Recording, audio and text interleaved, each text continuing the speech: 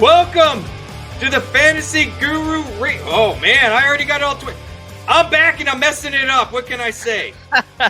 Guess who's back again? Bosco's back. Tell a friend. I've got it all jacked up. This is the RaceGuru Thunder Hour brought to you by FantasyGuru.com. I am, of course, Rich Maletto. Please don't follow me on Twitter, but you can find me there, X at FantasyBosco. As always, Sean, the man, the myth, the legend, the guy that does it all. He's here again. You can find Sean on the X machine at SeanE247. Remember, that's the right way to spell Sean, S-E-A-N. No offense to anybody else that spells it. It's the best way, I would say. No offense to anyone that spells it S-H-A-W-N. But, hey, I'm partial to only 4 letters. It's easier for me. I'm a simple mind. What can I say? And I'm back. Yes, we have Rich back here. I'm back. It's been a little while since Rich has been on the Thunder Hour. He's been away from the pod, taking care of a whole lot of other stuff, and then I've just been filling the time here with Mark Hogan and other guests in the meantime. But now we've got the Bosco back. The Bosco's back. Hey, hat tip to the guests you've had on. Hat tip to Mark. Man, shout out. That guy is just killing it on DFS, man. I mean, I don't want to say I'm jealous, because he's putting in the time and work and effort and the ponying up the funds up front. You know, people see the big winnings and they're not necessarily seeing the entry fees. But hat tip to Mark, man. The man is killing it. Hey, look, the whole staff at Fantasy Guru, I stand by. I will, as Justin Finsterman calls me, I am the guard dog for Fantasy Guru. I will come at any of you that come at our folks. I have no shame. I have no conscience at this point in my life, apparently. So, tread lightly if you're going to be hammering our guys. But look, we've been killing it there on DFS. I think our NASCAR bets have been there. The football season has been crazy. We've been doing a lot of football, but our calls have kind of been on point. I got to admit, for the most part, I mean, we're not going to bat 100%, but I mean, I got to figure being north of 70% is pretty good, and I feel like we're there. So, but we're here to talk NASCAR. Please feel free to go to FantasyGuru.com, because this is a free show available to you on YouTube. But if you go to FantasyGuru.com, click the subscribe button at the top right corner. We have a package for you. You want football? We got you. You want basketball? We got you. Actually, if you signed up, like when we were talking about it about 8 months ago, for the $39.99 for 12 months, you'd be getting all of Fantasy's basketball stuff that is dropping starting tonight. Baseball is finishing up. You'll have the baseball stuff to start with. Hockey's just around the corner. Well, Jorge Pucks and those guys, man, they were really hammering hockey there for a while. We were just kind of printing money at one point early in the season. So, hey, check it out. I believe it's still $39.99. Includes everything but football and baseball, really. So we got you covered on everything. I just saw Shug put out some soccer bets, footies, as they like to call them, the footies, right? So we got that going on. But, hey, check it out. If you don't see something that works, or you're already a subscriber and you want to add on, you're not sure the best way to do it, email Ted at support@fantasyguru.com.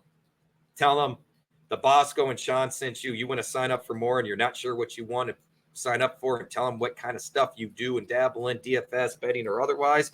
Ted will get you set up, I promise you. And if he doesn't, you can come back and yell at me. But Ted's always taking care of everybody.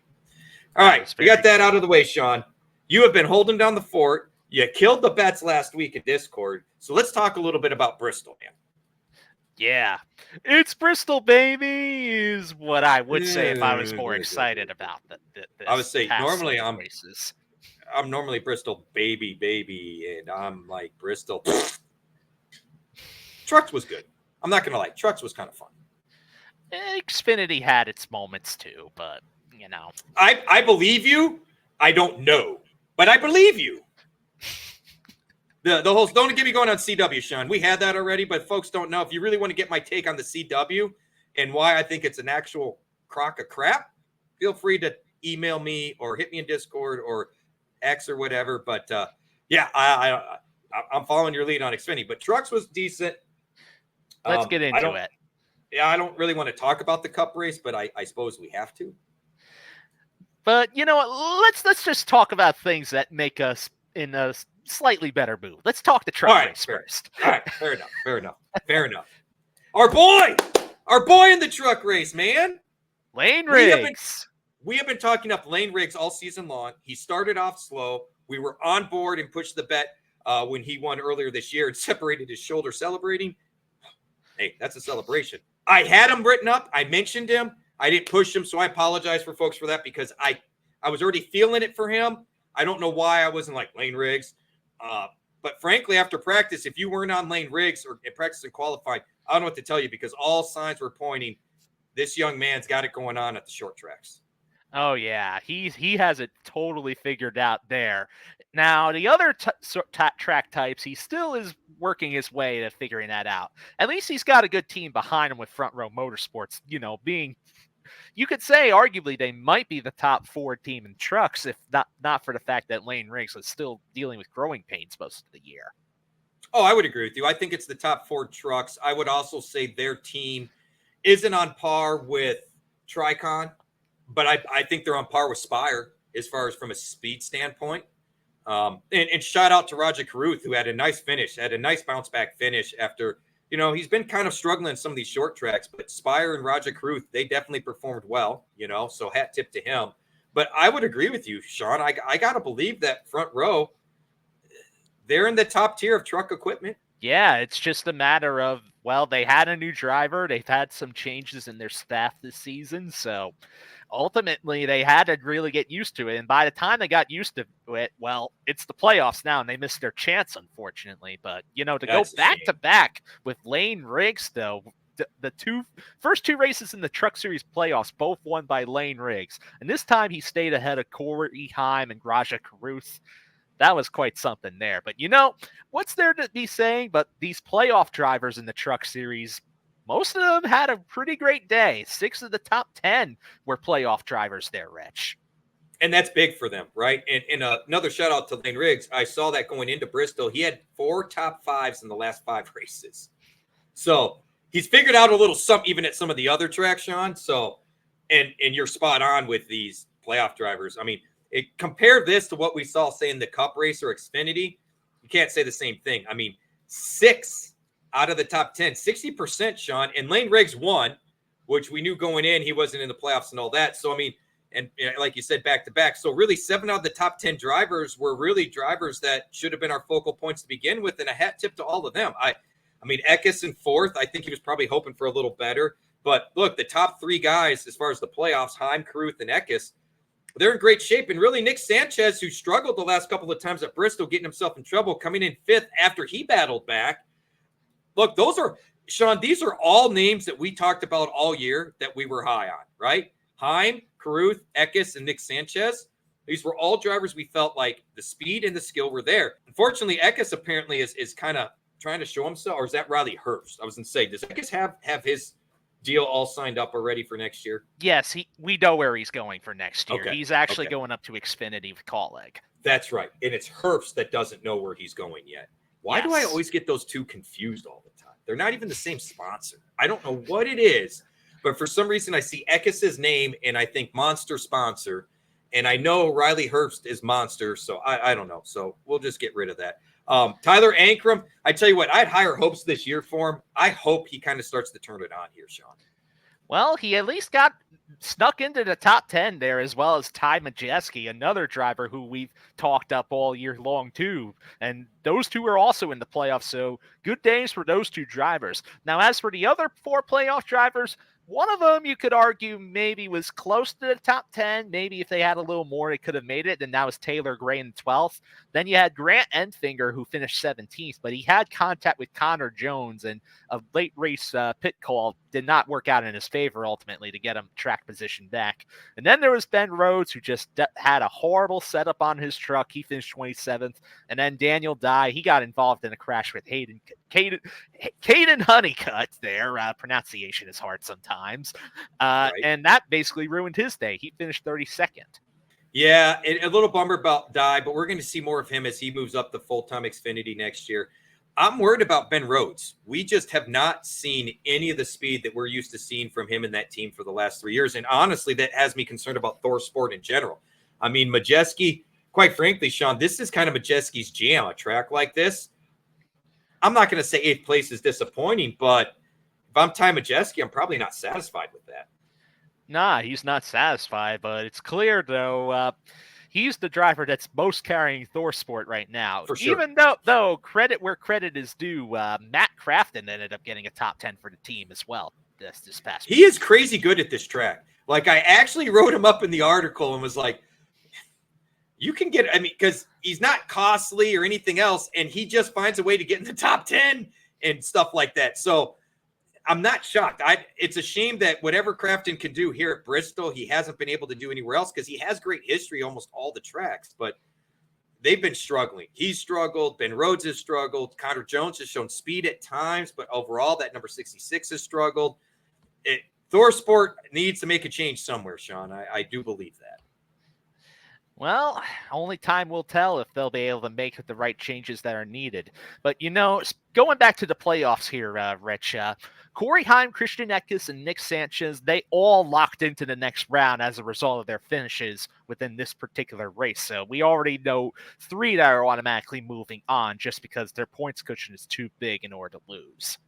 And Krug's not far behind, correct? He is 35 above the cut line, so he just needs to have a decent day this week in Kansas, and he's basically in. And he won at Kansas, right? It was Vegas he won at earlier this year. Vegas he won at. That's right. It was Vegas. So, well, we should see. Oh, Kyle Busch ran well. That ran the Spire truck at Kansas, didn't he? And ran well. Yeah, Kyle did pretty well, I'm pretty sure, in that race. That's right. Any other big observations before we fully get into some of the extra stats here, Rich? Bet on the playoff drivers. I don't know another way to put it. I'm just saying, there's a significant teardrop in the Truck Series compared to some of the other series. We see the teardrops in equipment at Cup and Xfinity, but I would argue it's even more extreme in trucks. And these teams are all in going for this. So if you're going to make any bets, you want to build a base for your DFS, base it around these playoff drivers. That's my takeaway for everyone going forward, Sean. Pretty good takeaway. Speaking of takeaways, we can also take away some additional analysis from our top place differential plays of the week. Now, the driver that gained the most place differential points, well, we've already talked about him a lot. That was Lane Riggs. He gained 17 positions, starting 18th, finishing first and winning. Second on the list was actually Brett Holmes. He started in the 28th position, and he had a good place differential day, finishing in the 13th position. Nice. And then gaining 11 positions were 2 drivers, one of which we already mentioned, Ty Majeski. He started 19th and ended up finishing in 8th. And then Bailey Curry, he started 26th and ended up just sneaking into the top 15. Pretty decent day there for Curry. And he does that once in a while, dude. We saw this, I think it was at St. Louis. There's been a couple of places where Bailey Curry gets to, and either they have a setup right or they've put a little more effort into the truck, where he's been a money play for DFS, man. But it's inconsistent. That is true. I mean, it should be expected because he's in Nice Motorsports Equipment, and that usually is a team that regularly tries to compete for top 15s, if not top 10s. So we've seen Nice compete for top 10 or top 5s over a year. I mean, consistently compete for top 5s in the past. It's been about 3-4 years now, but they've been there. You know what I mean? That used to be one of the better teams in the garage area. So just very interesting. You know what I mean? Because Bailey Curry, it seems like it's kind of like Lawless Allen. The moment I feel like, it's a good time, I get burned. And the moment I'm like, I just can't get there, wham, they're great. So the worst plays, though, I mean, no shocker here for the guy that crashed and finished 32nd and Daniel Dye. I was really curious to see how he ran. I thought he was going to be a solid contrarian play because nobody likes using him when he starts up front. Yeah, that's very true. Because he's an inconsistent, shaky driver at times. At times, he can be really, really good. And then other times, he just does not have it. This, unfortunately, was one of those weeks where he just didn't have it, but it was not fully due to his own circumstances. This one I didn't think was his fault. I didn't think he really had anywhere to go. The funny thing to me, Sean, is I think he looks better in Xfinity equipment than truck equipment. Yeah, his driving style seems to really suit the Xfinity cars because he always has been posting a lot of top 15, top 10 results throughout the year when he's been driving with Kaulig on a part-time basis. So I completely agree. I was disappointed in Connor Zilic. I expected more from him. Ty Dillon, he's just been a guy I can't trust this year. I'm very curious. it's very interesting to me that he's being kept on as a driver coach.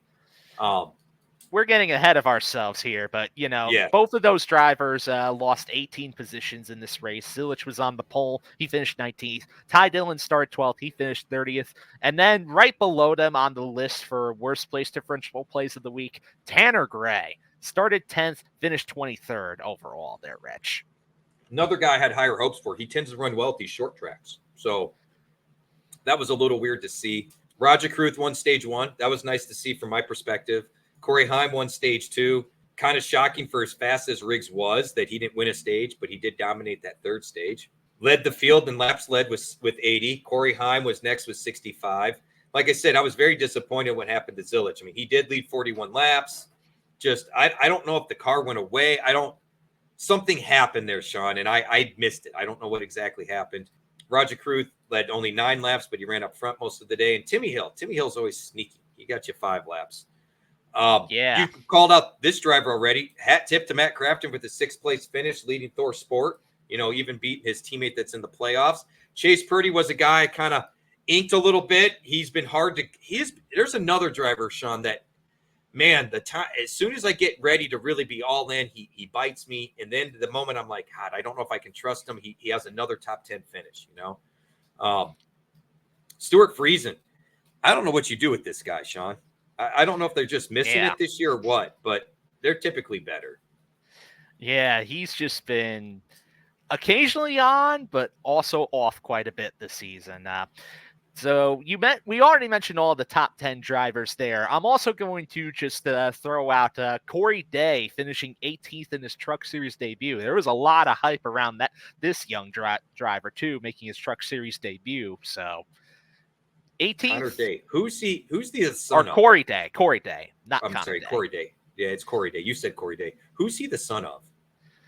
I do not know if he's the son of somebody, but he's been tearing it up in the sprint car series right now. Sprint car races. Okay. Dirt. Okay, that's why. So, okay. Some people were calling him the next Kyle Larson. And even Kyle himself was making comparisons to himself at a young age, too. Interesting. Because I've been doing some dirt racing online and having some fun, so I know that's where that name came from. I'm going to have to do some digging, man. I don't know much about Mr. Corey Day, and I love looking at old races, old films. So guess what? Somebody's going to be doing this offseason. Looking at more of it. You bet your body. You bet your bottom dollar, man. I was disappointed in Caden Honeycutt. I had higher hopes for him. Crashing and finishing 35th was a real kind of kick to the nuts. Connor Mozak, I had hoped to see a little bit better. William Salwich just outside the top 10. That's a name we're going to have to watch going forward. Between him and Connor Zilich, that's going to be 2 names we're going to be talking a lot about in the next 2 years. Yeah, and I can imagine if Corey Day actually goes and lives up to the hype that's being set upon him, he might be there with them. I would agree. So then we move over to the Xfinity Series, and I want to apologize to everybody. I had a heck of a time trying to watch it. I'm not a fan of the CW right now. I will leave it at that because otherwise I will get very lippy and mouthy. And unless management from CW is going to call me, I would rather save my vitriol for them. So fair enough. I will be here. I know very little bits. I do know who won. I was talking to my uncle as he was watching the race because I said I can't watch. He goes, "What do you mean you can't watch?" I said, "Dude, do I want to look at a blown up screen where I can't see half of it?" He goes, "No, that sucks." I said, "Exactly. So you'll just have to tell me what happens." Cole Custer wins, and I tell you what, Cole Custer's on cloud 9, Sean. I mean, I don't know how you feel about his odds to win the championship this year in Xfinity, but I got to tell you, I'm kind of all in that it's Cole Custer's to lose, to be honest with you. Well, really, I could think there's now, in my mind, there's a clear group of maybe 4 drivers that I think could make the championship 4 at this point. And I think funny enough, I'd say 3 out of the 4 ended up being the top 3 from this race. So Cole Custer, he won at Bristol, and he beat out Sheldon Creed and Chandler Smith. I think both of those 2 are going to be making the championship 4 in Xfinity at the way they're going and how consistent they've been, along with Justin Allgaier as well, I'm just going to say right now. Yeah, Allgaier deserves in that discussion, and he's one of those that's been lying in the weeds lately. Here's my thing with Creed. I like Creed. You and I both have higher hopes for Creed. We thought long before now we'd have a win from Creed, especially for the 2 teams he's driven for the last 2 years. This guy can't get out of second place, bro. He just finds every possible way in order to finish second, and he did it once again for the 13th time in his career, which just extends the record of most second-place finishes. Let's remind folks, 13 times in 2 seasons, okay? We're only talking like, what is the Xfinity season? 20, is it 32 races? 30 races, 28? 33. So 66, we aren't even at 66 yet. So we'll call it 58, 60 races, okay? This guy's finished second 13 times and doesn't have a win, man. Like, you can't make this stuff up, dude. At this point, I'm inclined to believe he's going to be pulling a Daniel Hemrick. He could. He very well could, dude. That's a good call. How shocking would that be, right?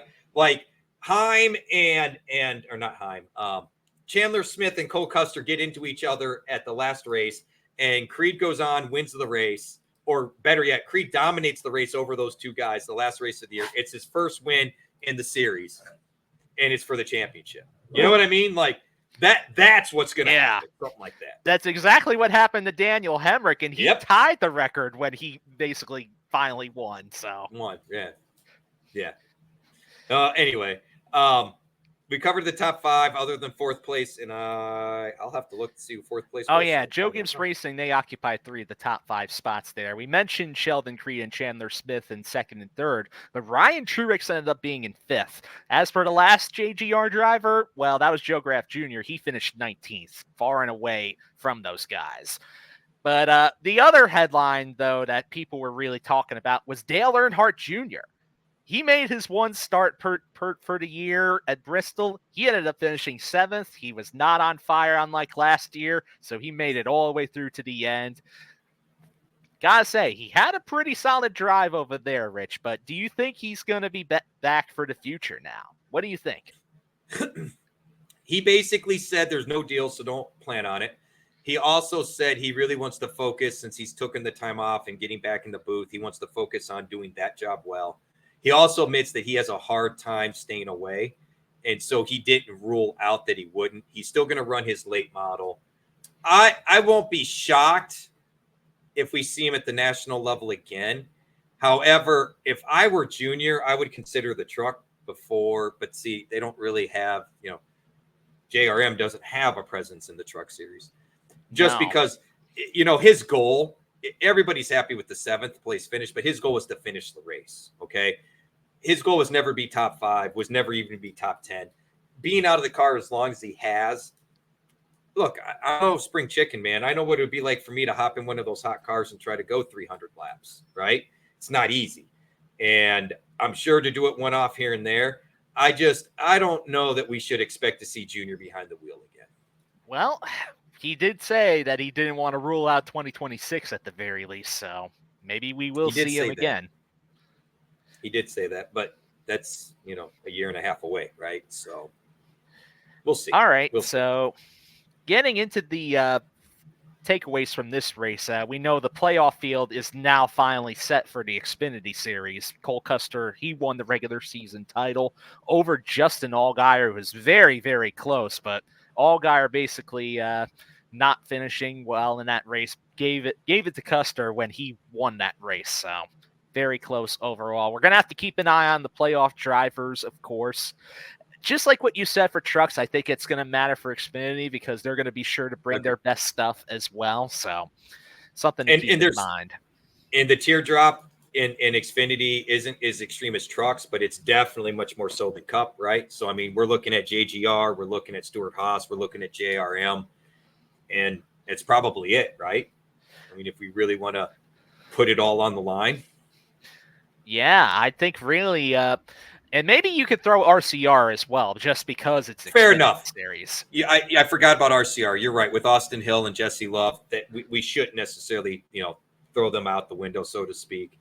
I was a little disappointed. Jesse Love showed a little bit early in the race from what I saw, but honestly, I thought both of them would do better. I mean, Love did finish 4th, which hat tip to him because he's kind of struggled lately on these short tracks, and I don't understand why. Well, at the very least, it was a track that he's at least visited for the second time, and you expect a driver to improve on their second visit. And Love did just that. And at times, he was the fastest car on track, so he did get a few fastest laps in there, too, for DFS. Now, speaking of DFS, let's get into our place differential plays of the week for Xfinity here. Now, the top place differential earner this week, Shane Van Gisbergen, started 34th. He finished 18th there.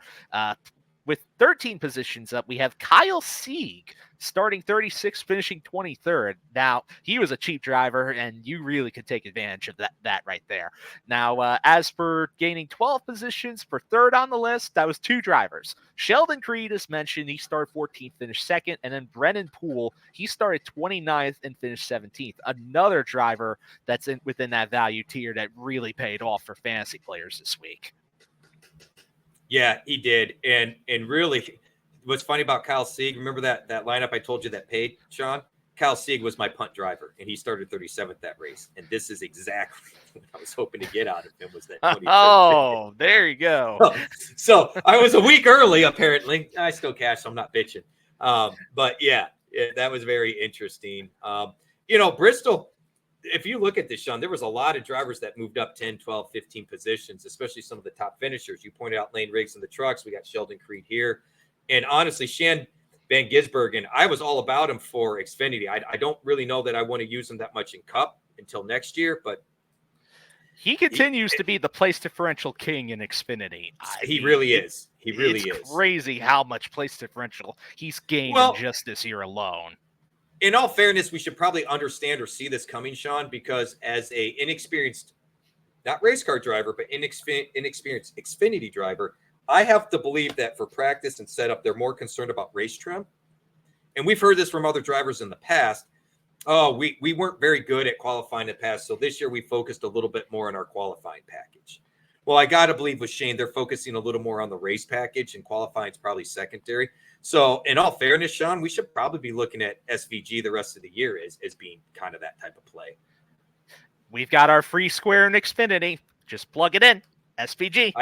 I think so. I mean, as long as he qualifies 25th or further back, right? Yeah, because almost every single time that he's qualified that deep, he's ending up finishing inside the top 20, no problem. And even in the cases on some tracks, he'll even get into the top 10, or even occasionally, like at Indianapolis, for example, top 5 even. Right. So free square as long as he's qualified far enough back for me anyway, right? So we had some big losers on the PD plays of the week, the place differentials, though. Jeffrey Earnhardt, 29 positions lost, started 6th, finished 35th. What a heartbreaker for that guy. It's hard to not cheer and want him to you want to see him do well, and it just very rarely comes to fruition. Justin Allgaier took a beating there, 26 positions lost, started 4th, finished 30th. He had some challenges. I did see that. Kyle Weatherman, another guy, him and Caden Honeycutt were two guys I was really kind of hoping to see a little bit more. I'd like to qualify, but man, to lose 17 positions, starting 9th, finishing 26th, not ideal. Chandler Smith did win a stage. He's kind of quietly lurking, isn't he, Sean? Oh, yeah. He's been that way all year, where he's been really racking up the points, racking up solid finishes. He either finishes very well, or he's finished maybe with a little crash or some sort of problem or something. But when he's really on it, he's really on it. And Jeremy Clements won a stage. There you go, Jeremy. And now you can make me eat my words, sort of, kind of, not really. Lap leaders, Cole Custer led the most, 104 of them. Not a shock. Allgaier, it's Jamie Rain a problem. He did lead 60 laps. Same Mayer, 55 laps. So we've got SHR leading the most laps. We got 2 JRM cars leading the next most. We got a JGR car and Chandler Smith leading the next most, followed by Sheldon Creed, also a JGR car. Jeremy Clements, hey, look at you. You got 17 laps led. All right. Ryan Sieg led 5 of them. And our boy, Dale Jr., he and Jesse Love each led a lap. So hat tip to Junior. I'm sure the place went nuts when that happened. I've been at the track when Junior takes the lead, and it's amazing how much you can hear fans over cars when it's Dale Jr. out there. It's pretty insane. It's pretty awesome. Truly. Other finishes to note. Hey, we talked about Jesse Love. I was impressed with that. Tell you what, Sean, I looked at Brandon Jones' names 15 times till Sunday trying to figure out what to do with him. I was not shocked by this run. I'm just too chicken shit to count on Brandon Jones at this time because he keeps burning me.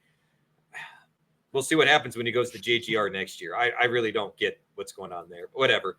Ryan Sieg, nice finish in 8th. Sam Mayer did all right there in 10th. And rounding out the top 10, AJ Allmendinger always runs well here at Bristol, man. He's a sneaky little play every time we come to Bristol.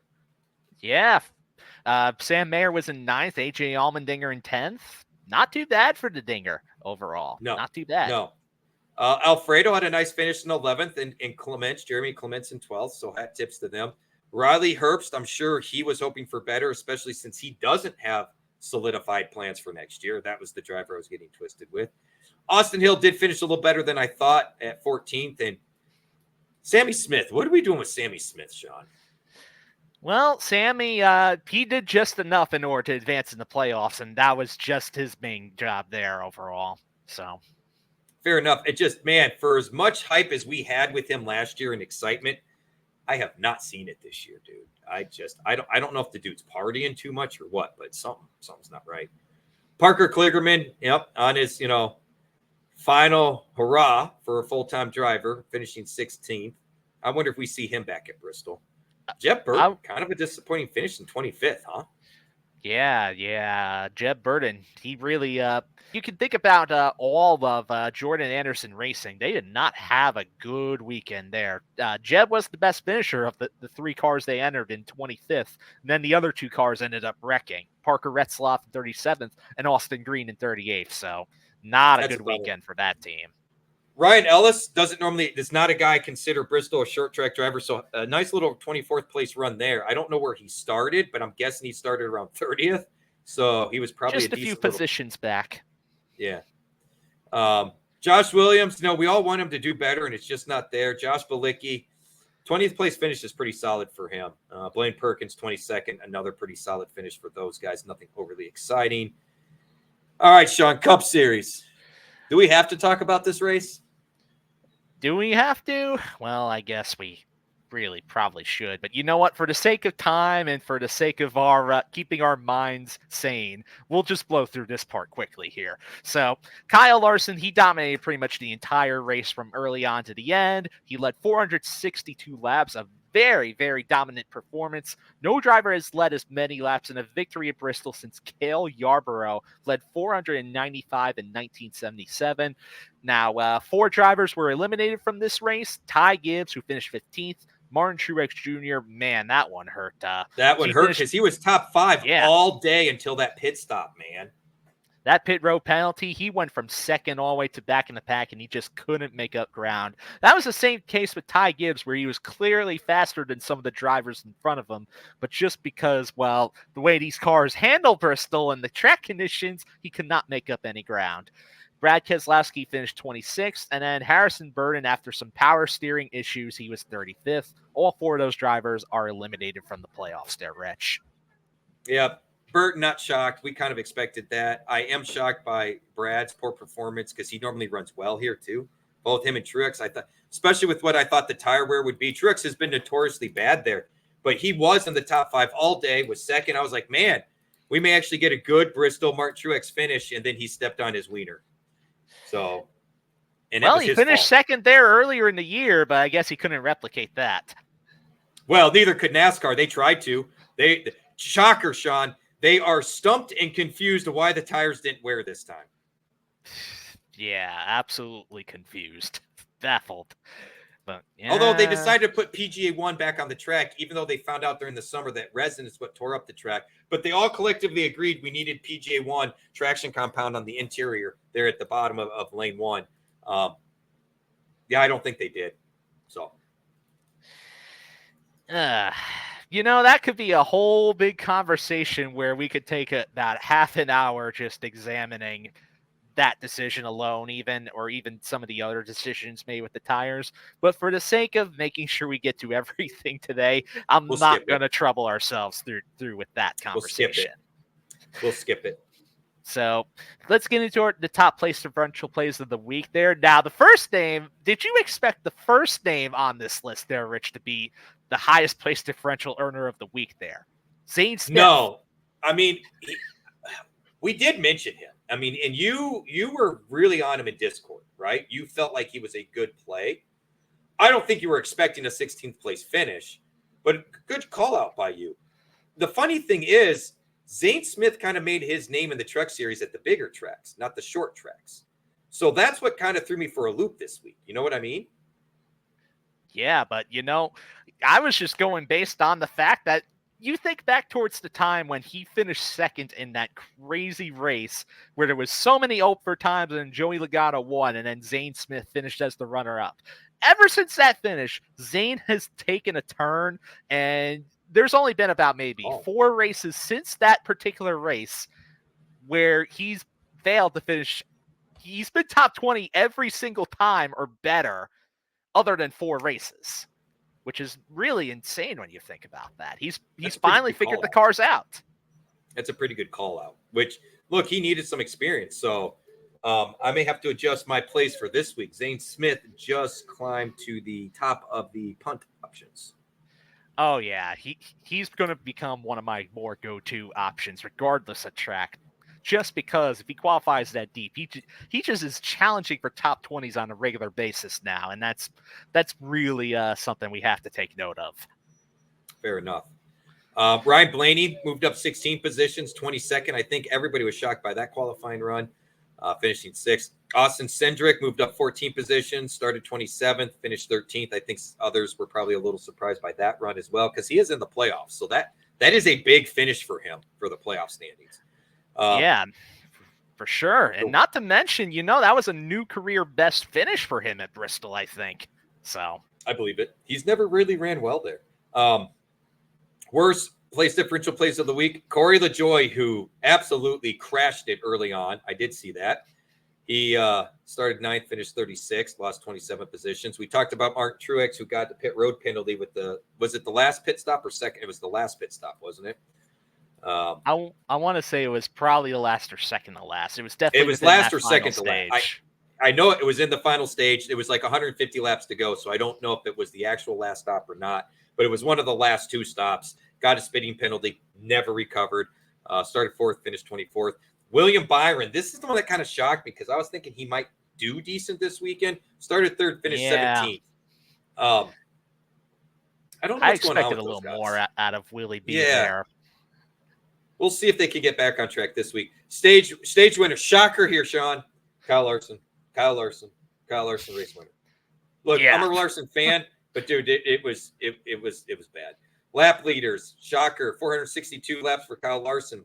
Alex Bowman, another Hendrick driver, 34 laps. Tyler Reddick and Bubba Wallace, 2:23:11 drivers led laps. Yeah. So Hendrick led 496 of the 500 laps. Insane. And Bubba doesn't typically run great there. So Bubba had a nice run, and you also were on him and pushing him in Discord, I saw. So shout out to you on that. There you go. I could. Other finishers, like I said, Bubba Wallace had a nice race, finished 3rd. Chase Elliott finished 2nd. Denny Hamlin finished 4th. Christopher Bell finished 5th. Ryan Preece with a nice 7th place finish. Chase Briscoe at one point, he kind of looked like the guy that can maybe hang with those top 3 cars. He finished 8th. Alex Bowman, who scored the most points of all the playoff drivers through the first round, finished 9th. And Ross Chastain was 10th. Those are all good runs for those guys. A little disappointing from Chris Buescher in 14th. Carson Hocevar in 18th. Not terrible. A little bummed about Dinger's running 23rd. I was shocked Kyle Busch looked so bad there, Sean, finishing 25th. He still technically didn't kill lineups fully because he did gain place differential, but I want to say it was more due to the RCR equipment rather than Kyle's talent there. I agree, but RCR had been showing speed lately, so this is where I'm confused. Like, whatever they found, maybe it doesn't convert to Bristol? Nah, RCR's actually struggled at Bristol quite a bit within the past few years. So. Okay, that makes sense, because I was going to say, over the last month, they've shown more speed. I mean, Kyle and Dylan both running consistently further up than where they had been.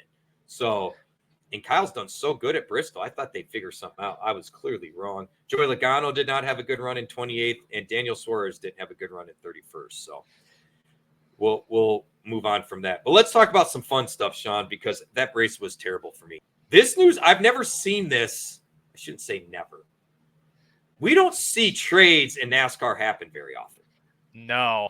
In fact, I actually looked up the last time there was a flat-out driver swap in the Cup Series, and, well, I want you to take a guess on what year that was, Rich. See, I thought this happened to Kurt Busch, but I could be wrong on that. See, I thought Penske did this with Kurt Busch midway through a season. No, I mean like a swap between two drivers and two teams, and they both just literally flip-flop. It wasn't actually Kurt Busch. Man, it's got to be sometime in the 70s. Actually, no, it's not in the 70s at all. Huh. The last time this happened, 2003. Oh. Steve Park and Jeff Green. Oh, I never would have guessed that. Yeah, one of them was driving for Petty and the other for RCR at the time, and then they just swapped. Oh, Green was at RCR and he got parked, didn't he? Yeah, I believe that was the case. And then the two ended up swapping. Oh. Either that or was the other way around. I don't fully remember off the top of my head. I'll have to look it up. But I mean, 2003, that was still 20 years ago. And I'd say it doesn't happen often. So bottom line, Justin Haley is moving to the number 7 Chevrolet for the rest of the year and in 2025. Corey LaJoie is going to drive the number 51 Ford for the rest of the year, but has no confirmation for the rest of, for 2025. Honestly, Sean, I wasn't as shocked by this because it almost made sense. Because do you remember the report we heard earlier in the year that part of the reason Rodney Childers went to Spire 7 is he had some say on the driver? And there was 2 names that were rumored to be in that list because you and I were like, well, how come Josh Berry's not on that list? Justin Haley was one of the drivers on that list, and I'm trying to remember who the other name was. It was a big name. But regardless, sounds like Rodney Childers sees something in Justin Haley, and I'm really curious to see how this works.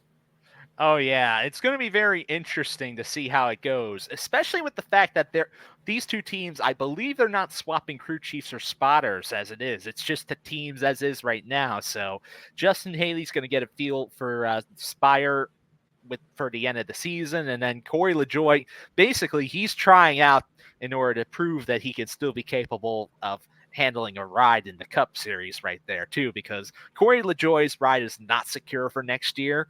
Haley's is, and Haley's going to be able to work with Rodney Childers. But I think what the real interesting thing about this there, Rich, too, was Brad Keselowski's comments during the past weekend. Yes. Yeah.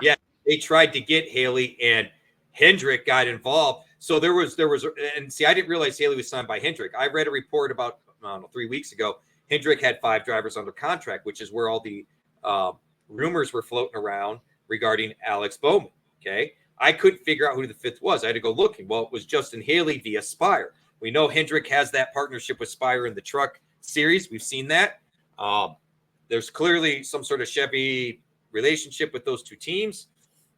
But I was. And the fact that Brad was like, yeah, we just couldn't afford him once Hendrick got involved.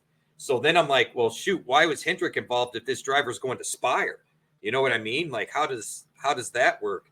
So clearly, though, our RFK is looking to add somewhere because otherwise you don't go chasing a driver like Justin Haley. Oh, yeah. Well, RFK, they are going to expand to 3 cars next year, pretty much. That's all but confirmed. All but confirmed at this point. I did not know that. Okay. And because the whole thing is that RFK is going to at least get a 3rd team because they're going to land the Kroger sponsorship. So I thought Kroger was going to Joe Gibbs. That's what we all thought too, until basically new reports came out saying that Kroger was going to go with RFK. And then from there, that's where RFK was going to get the money in order to get a 3rd team together. And also, there's no charter. There's no charter for that 3rd team. Well, now the rumor is that either RFK is buying another charter from somewhere or getting a charter leased to them from, I think, Rick Ware Racing. I would say they're probably borrowing one from Rick Ware. That was going to be my guess. They were probably borrowing one from Rick Ware. Okay. Now that. And as far as the driver there, to catch you up with that, the driver apparently of said 3rd team is going to be Ryan Preece. Oh, really? Yeah, which makes sense considering that Kroger has a connection with Preece before. So Preece is going to RFK. They already have the number. Did you say number 13? The number is not confirmed yet. Okay. But Ryan Preece is going to be in Cup with RFK with Kroger sponsorship for 2025. Yeah, that basically, and Bob Pockris even tried to ask Brad about it directly. He's like, I'll talk to you more about that in a month there, Bob. Oh, Brad, I love Brad. Brad and Denny I love because they're honest. Like, Brad's like, yeah, I can't talk to you about that yet. We'll talk in a month, right? Like, hat tip, dude. I appreciate that. I'm fine. Sean, I'm fine waiting a month, man. I am. Okay. I just didn't realize all that was going on. Other news, Dawson Sutton will be replacing Ty Dillon at Rackley Wars, primary driver for the number 25 truck. I'm kind of confused on this because Dillon's sticking around as a driver coach, team mentor to Sutton. I don't know what's going on. Dillon, correct me if I'm wrong, didn't Dillon get a cup ride for next year, though? Or yeah, according to rumors and reports, Ty Dillon is supposed to be going into Kaulig Racing for Cup next year to replace Daniel Hemrick. That's right, Kaulig. All right. Well, now that we're caught up on that, look, Sean, I do think we should do a special silly season show because there's so much that is going to change. And honestly, we're going to hear more over the next month, right?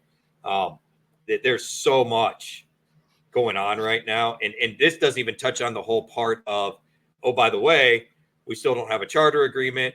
Oh, by the way, well, we do have a charter agreement, but not all the teams are signed on it. Like, there is still so much going on here, man. Yeah, there really is a lot of activity, especially with some of these drivers in the lower series that are going forth and finding rides at this point or having rides confirmed. So, yeah, a lot of drivers are moving into Xfinity from trucks. I'm just going to say this. The rookie class for next year is going to be stacked for Xfinity. I agree. It's going to be fun. It's going to be very fun to watch. Shall we get into previewing Kansas there, yes, then, please. Rich? Yes, please. All right, so we got Kansas Speedway here. This is the first race of the round of 12 in the Cup Series. And then Xfinity is opening their playoffs with this race this week. But for the Truck Series, yeah, we got a full slate this week. This is the first elimination race for the Truck Series. So all three series are dealing with different playoff circumstances there, which is very interesting. Now, for the Cup level, we're going to be using the intermediate rules package. So, as you know, tracks that different Cup races that we've ran the 1.5 mile package before, like Las Vegas, Charlotte, or Texas, we're going to have to refer back to those tracks for the results in order to help make up our analysis and who to target for this week's race there, Rich. Fair enough, man. I was going to say, regarding the optimal strategy for those that are going to be playing this week, it's basically a standard strategy. You're going to want to have maybe 2 dominators or so in order to really go for it and try to get those laps led and compete for the win. You want to have some maybe mid-tier drivers that can maybe move up, get a little bit of place differential, score like a solid finish, like a top 15 or a top 10. And then you want to round up maybe with like a value pick or a punt play or 2 in order to just basically finish the race, score place differential where they can, and then just take advantage of just finishing solidly enough for the price. And I'd say that's a good way in order to round it up there, Rich. I would agree. We've got some, I'm sorry, I was looking ahead here, Sean. We do have some interesting notable names, especially for the Truck Series for this weekend, that I think you need to keep in consideration. Brendan Queen is the first one that comes to mind, right? That's probably the biggest name. We get to see Corey Day again in the 91, so that'll be interesting. I will say this, don't use Jennifer Jo Cobb. Just don't. Yeah, well, if Jennifer Jo Cobb even qualifies for the races, I think the bigger question to ask first. That's fair. Connor Daly could be kind of interesting. Connor Mozak could be kind of interesting. I'm not expecting much from Frankie Muniz. Dawson Sutton, I guess we'll get a look at him in the 25, but that 25 hasn't done much. Marco Andretti, I know he's trying to do more NASCAR, but I haven't seen anything to get excited about yet. Nathan Bird, he'll probably be excited if he makes the race, Sean. Caden Honeycutt, though, in the 45, I could see him doing a little something. Oh, yeah. I think out of all the names to watch, that's the one to watch out of the whole part-timer and notables list right there. I don't know. I'm going to say, give me Queen, but Queen and Honeycutt, I think, are the names. Oh, yeah. Butterbean and Caden, yeah. Yeah. I don't, especially since Butterbean's in the 1. We know how that truck rolls. It rolls fast. Yeah, that's Xfinity a top 10 machine. Yep, for sure. Daniel Dye in the 10 again. He's done well there. I think part of Taylor Gray's problem is he's doing too much racing in these other series, but he'll be in the 19 again for JGR. Eric Almirola, it's my understanding Almirola is going to be driving the 20 for the rest of the year for all the playoff races. Am I correct on believe that is the case. Oof. Corey Heim in the Sam Hunt machine 26. Honestly, the Sam Hunt machine looks good when Corey Heim drives it, yet we can't seem to get Corey Heim a full-time gig. And then Connor Zilich back in the Xfinity Series in the 88. I tell you what, Sean, that 88, whenever it's on the track, it seems to be fast. I don't care what name you put behind the window net. It's true. Although in Connor Zilich's case, he's probably using this in order to get a little more experience before he hops into that machine full time for next year. So, correct, because he is now officially with JRM, and Junior expects to have him with him for 12 to 24 months per the most recent report. So, yep. We'll see Justin Haley making his debut in the 7. I kind of like Haley even more now that he's expired, to be honest with you. Oh yeah, definitely.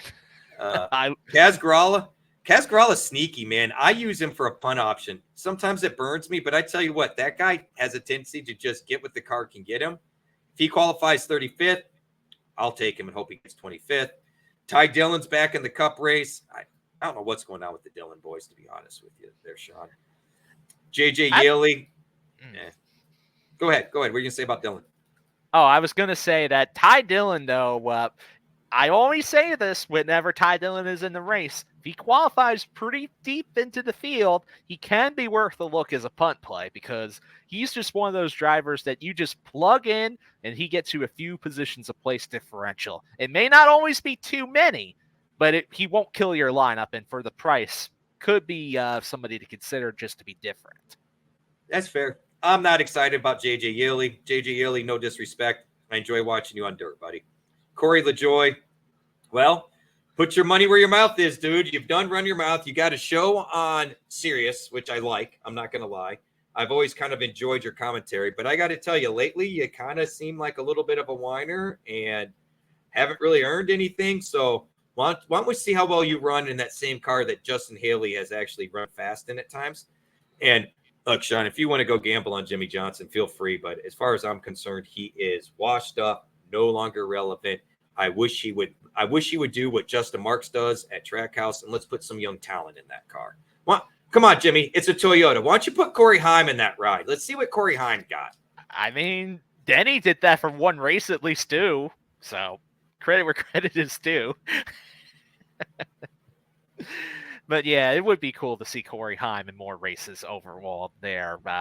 Before we get into our picks, just as a reminder, you can go over to fantasyguru.com, get any of these sports packages that are available. We're already in the middle of NFL season. Rich has NFL content rolling around. We have DFS, we have betting.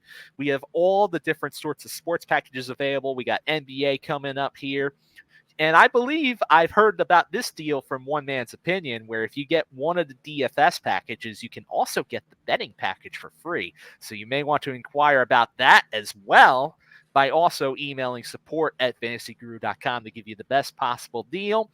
Go forth and support fantasyguru.com. They help us with this show, and we help them in turn with our content, our NASCAR picks. And yeah, the packages include the NASCAR stuff too. So there you go. Now let's get into it here with our picks to watch. Let's go with the top price picks to watch first.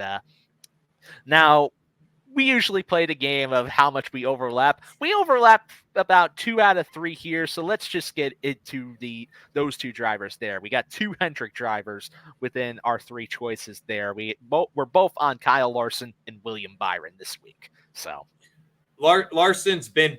Look, at this point, he's probably he's got to be. I'm almost positive he's the favorite to win the championship. William Byron won this race last year, started out on fire. I'll be honest, Sean, after we covered Bristol, I'm starting to doubt William Byron a little bit because I feel like they were starting to trend the right direction. I don't like what I saw last weekend, but they did win this race last year, so it's hard for me to sit here and be like, yeah, he probably won't be top 5, top 10. He should be. We'll find out. But at this point, I think this championship is Larson's to lose, Sean. I do think that Larson is the overwhelming favorite, but I do think there may be one or two drivers that I think that who could compete with him just because of the track it is at Phoenix when we get there. But because I mean, while Larson is good just about anywhere except super speedways, Phoenix, Right. even though it's a good track for him, he's not exactly superhuman like he was at Bristol. Well, I think he's actually beatable there. And Joe Gibbs Racing sells out, basically. I've come to this conclusion over the last 3 years. Joe Gibbs has done everything they can to make sure they have the best car at Phoenix. Ever since Kevin Harvick was dominating everybody, it seems like they said, all right, that's it. We know we're going to have a championship race here. This needs to be one of our best tracks because whether it's Bell, whether it's Hamlin, JGR has run very well at Phoenix. So it's a very good point. They have to hope a Penske car doesn't get there again, though. Right. So, and the other two drivers we differ on, they're both JGR drivers. You're on Bell, I'm on Hamlin. My lean here was Hamlin just had some wins. He's had a little more success. I don't really disagree with your Bell take, though, Sean. I pretty much am on Bell a little bit more because when it comes to Hamlin, he's been a little bit inconsistent lately. And I feel like if there's any week where Hamlin kind of has to show up and prove me wrong, this is going to have to be the week where it is. But until I see a little bit more out of Hamlin, especially because he should be doing a little bit better than how he's been doing in the playoffs. And even just before the playoffs, he's been having some mediocre runs, you could say, for his standards. He finished fourth this last week, and they got rid of the dog. The dog was bad luck. I don't know if you saw that. But the dog is bad luck. I did. So they gave the dog a new temporary home, which I don't know how that fixes anything. But the dog apparently is bad luck. And he did finish fourth. So I'm going to go with the dog is bad luck. I almost reached out to him and asked him if I could house the dog. Yeah, there you go. We have enough dogs here, though. So but I do also really like Christopher Bell for this week because he's been highly consistent at Kansas in the past couple of years. I mean, you look at sort of the amount of top tens that Bell has. He has 5 top 10 finishes within the last 7 races at Kansas. And looking back towards other statistics, I mean, there's only just a few drivers that even tie him or even do better. You could say he's 5th on the list or tied for 4th for most top 10s within that span, with only 3 drivers having 6 top 10s each. You know, Hamlin, Larson, and Truex all having just one more than Bell right there. And Bell is the same amount as Elliott in that span. That's fair enough. Well, let's move on to the mid-tier options. We got a little overlap here as well, not as much. We both like Alex Bowman. And, you know, I mentioned earlier, he scored the most points of all the playoff drivers. I think he's got a little pep in his step, a little fire in his ass, because I think all the talk about him on the hot seat and all the other nonsense, I think he's a little perturbed about it. Like, the thing, I don't tell you this. There was a thing I saw online. You know, they were talking to drivers. What are drivers most, Googled about? Like Joey Logano. Apparently it's real common to ask if he's left-handed. Joey is left-handed. That was a common question. The one for Bowman was, is Alex Bowman good? And you could tell when they asked, well, I guess that's better than being asked this. I think I'm good. I mean, I have 8 cup wins. You know what I mean? Like, he felt like he had to justify himself. I think he's underappreciated. Is he a top talent like Larson or Kyle Busch? No. But he's a student of the game. And look, you're not crappy and get cup rides. You know what I mean? Like, Bowman is solid. So he is. I mean, and he's underappreciated. Really, yeah. I do think in some circumstances, I think he's supremely underrated. And you got to think back towards when he won the Chicago Street Course earlier in the year. He ended up qualifying pretty well that day, and he won that race. So there you go. I'm on Chase Briscoe. You're on Chris Buescher.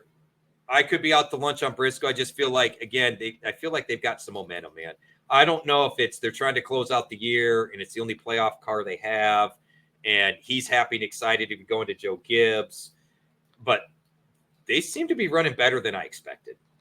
Oh, yeah. Briscoe, I think, is overperforming a little bit already through the first round. He he's been putting some good finishes together, and he could be one to watch, especially if he ends up looking strong enough in practice and having another solid qualifying run. Now, we know in the Cup Series that qualifying means more than ever, especially with this next-gen car and how passing works with this next-gen car. So having a good qualifying run definitely plays in the favor of a good finish, and Briscoe's been doing just that and then some. So I do think that Briscoe, he could be someone I'm going to consider as maybe a tournament play for sure, especially just because he tends to qualify pretty good on a lot of these sorts of tracks. Even if the history doesn't 100% show that he's been amazing at this track, he could be one to watch in that circumstance. But I'd prefer Chris Buescher because he's been a little bit more consistent at this track overall historically. And you have to remember, Buescher, he could have had this race won if only it was like by a little less than a foot all those months ago earlier in the year. I forgot about that. I totally forgot. And then he'd be in the playoffs right now. Ross Chastain's bounced back. That's your guy. I can't get off the Kyle Busch. Like I said, I was kind of surprised and shocked that RCR didn't have more speed. They've had more speed lately. And while Kyle Busch is very up and down at Kansas, he's fast and wrecks. I like chasing fast, so I'm kind of leaning on Kyle Busch again this week. I feel like his price point's enticing.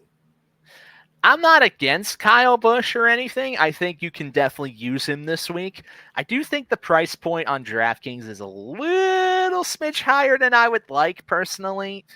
If he was just a little bit lower, I'd be on him more. I like his price point on FanDuel where he's a flat 9K and below average, whereas on DK, he's above average in salary.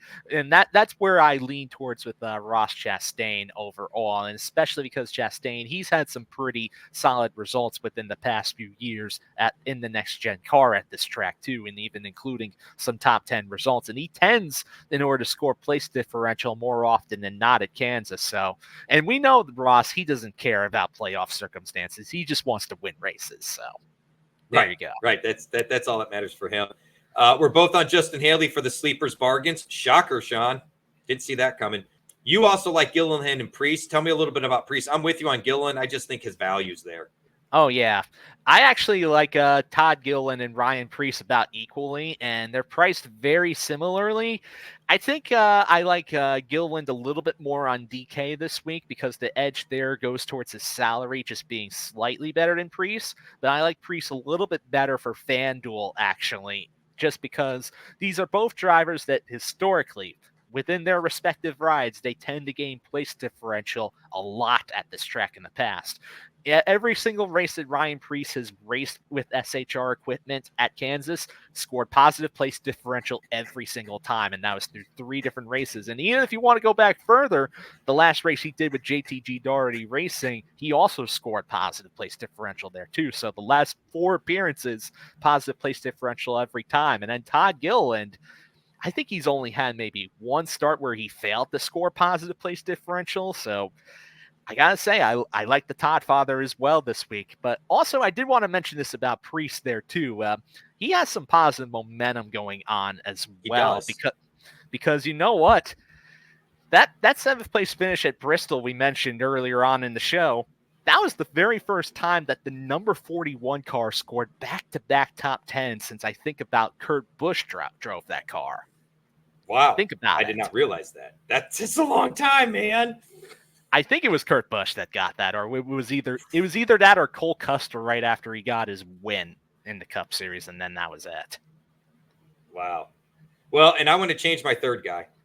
After we talked, I want to change it from Hocevar to Zane Smith, mostly because of the price point. I do think Hocevar will be fine, but after what we talked about with Zane Smith, give me Zane Smith and his ridiculously cheap price at $5,400 on DK. I mean, come on. Zane Smith, he is the driver. If you're looking for a deep punt play, that's the guy you go with pretty much. If you're going to ask me to pick one guy below that 6K range, especially now that LaJoie is not Inspire equipment and running with Rick Ware now, I think you got to give Zane Smith the edge over there too. No matter what type of track it is, I mentioned it earlier on in the show. Since Nashville? That was the race where Logano won and there was all those crazy overtimes and Zane finished second.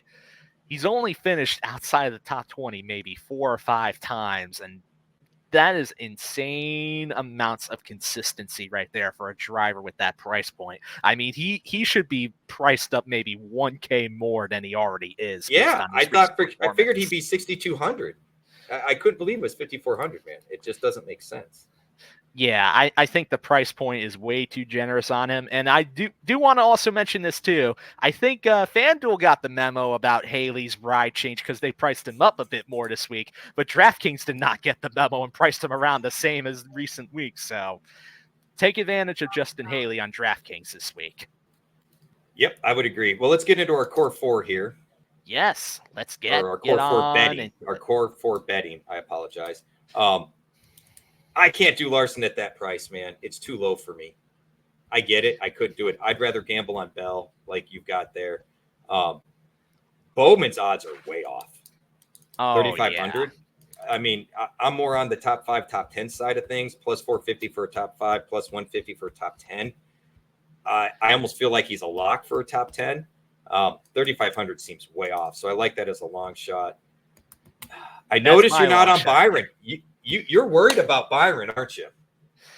My whole thing is that I like Hamlin a little bit better in order to maybe win the race potentially, but I think Byron would be better as a DFS option, especially because there's a big price difference between the two. And Hamlin is a lot. I mean, his odds are 4.5 to 1 compared to 10 to 1 for Byron, right? Reddick at 7 to 1. I think that's an interesting call. I kind of like those odds that you've got up there. I'm just kind of struggling there. And then for our core DFS picks, why don't you lead us off here, Sean? All right. For my DFS core 4, I have Kyle Larson, the most expensive driver on both DraftKings and FanDuel, 11,500 on DK, 14,000 on FD. Christopher Bell, he's 10,300 on DraftKings and 12,500 on FanDuel. Alex Bowman, he's flat 8K on DraftKings and 7,800 on FanDuel. What a steal of a price right there. And Justin Haley, he's 6,400 on DraftKings. Love the fact that he's Inspire equipment. That is an upgrade for him right there. And he's also 6,000 on FanDuel. Still cheap enough that where I think you can comfortably use him, no problem right there. Yeah, and I went a little different. I'm still on Byron, and it's not that I'm chasing last year's win. I think they've got to turn the page, and I think they've got to realize that they know how well they ran here last year. They've got to believe they can run well here again. I think he's underpriced. Hamlin, I do think it's coming, so that's why I'm on Hamlin. I get where you're coming from, wanting to see it, so that's where we differ a little bit there. Teammates, I'm just on the other two teammates. I'm with you on Bowman. Can't deny the 8,000. Think it's a steal. And I did go Zane Smith at 5,400 because, quite frankly, I'm okay going Zane Smith and Justin Haley and having money to take a swing at someone like a Chris Buescher then. Oh, yeah, that could be fun right there, too. Or maybe if you even, if that leaves you with enough cap flexibility, maybe you could even get as high as maybe a Bubba Wallace or a Ty Gibbs or something like that. Right. That could be interesting to play around with, too. Now, Bubba's, I think, a driver you have to watch. He's at that flat 9K range there, too. I know I didn't mention him within my picks, but he also, you have to remember, Kansas was where he got his one non-super speedway win, and we cannot forget about that now. No, agreed. So, well, that's all our picks, man, and the hour flew by. So, my apologies, because I'm sure I got winded there somewhere there, Sean. But, man, it was good to be back, dude. Yeah, it was a lot of fun to have Rich back on the show, and it was a lot of fun in order to preview and give ourselves an overview of the weekend ahead for NASCAR. We've got Kansas. The racing should be pretty interesting and fun to watch. And, well, that's going to be awesome. We'll see. Maybe I can watch Xfinity this week. Maybe. Who knows? We'll let you know next week because it's a little dicey right now. Trucks, Cup, I got it all covered. We're a little dicey on the Xfinity. So we'll see that. Sean, it's always fun when we overlap. I appreciate you having me back on. I appreciate holding down the fort while I've been kind of all over the place. You've been all over the place. I don't want people to think that, Sean isn't putting in some serious hours and work because he is. He is behind the scenes on everything at Fantasy Guru. He's got his other things going on. He has held down the fort and the foundation for our NASCAR content. Thank you. Hat tip to Mark because I definitely am struggling with the time and everything else. So, hey, good luck to us this weekend. We only got a handful of races in about, here, Sean, what? Seven more weeks left of racing. I would say 7 weeks, and it's done deal. So, all right, man. Well, hey, on behalf of Fantasy Guru, please go to fantasyguru.com. Check the subscribe button. Reach out at support at fantasyguru.com. Let them know what you're looking for. They'll get you taken care of. We cover all the sports, man. We can't even name them all. On behalf of Sean Engel, who is the man, the myth, the legend behind the curtain all the time, find him on X at SeanE247. That's SeanE247. Don't follow me on X, but you can find me there at Fantasy Bosco. Till next time, peace.